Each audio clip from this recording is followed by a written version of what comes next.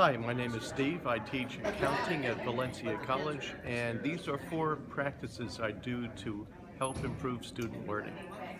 First thing I find is very important is to make sure that everybody knows each other at the very first day of class or the beginning of an online class. So introductions are important. In the classroom, I have 5 questions that students need to answer on paper or on their device, and then the person sitting next to them introduces them to the class. That way they don't mind shouting out their deepest, darkest secrets to the rest of the class that they wouldn't do so well themselves.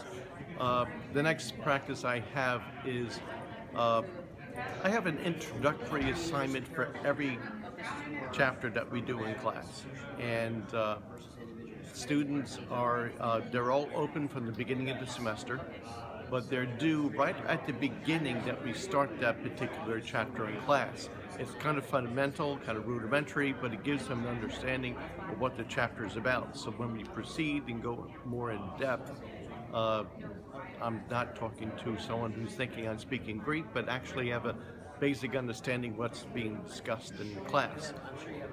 The next thing I have is online for face-to-face classes and online classes is a discussion thread for questions that have students stumped. They post a question up there, where it's from, and then the first student in that class to answer them completely and explain the answer accurately gets extra credit points every single time.